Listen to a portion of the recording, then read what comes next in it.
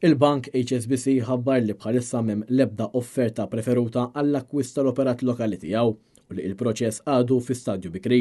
Fi sqarrija il-bank irrefera għad-deċiżjoni li ttieħdet waqt laqa ġenerali straordinarja lura fi frar fejn ix-shareholders awtorizzaw biex jaqsam informazzjoni konfidenzjali ma' offerti potenzjali biex ikunu jistgħu jagħmlu, jikkonfermaw, jirtiraw jew jimmodifikaw kwalunkwe offerta għal sem sostanzjali fil-bank.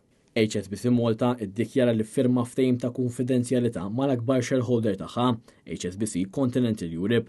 Barra minn hekk il-bank jinsab fil-proċess li firma kontratti ta' konfidenzjalità ma' diversi offerti prospettivi li lilhom se jipprovdi informazzjoni konfidenzjali.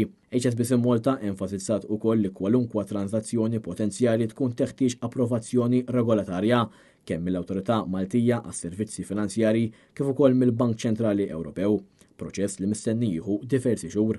Rapporti s-sena l-oħra indikaw li il-Bank APS kien impenjat f'negozjati avvanzati biex jakkwista l-HSBC u li diskussjonijiet ma' shareholders globali tal-HSBC kienu ilhom għaddejjin għal diversi snin. L-akbar shareholder tal-APS hija l-Knisja Maltija. Madankollu f'Novembru l-Arċisqof Charles J. Cicluna sqar li l-possibilità li l-APS Bank jakkwista l-HSBC Malta kienet għadha il-bogħod.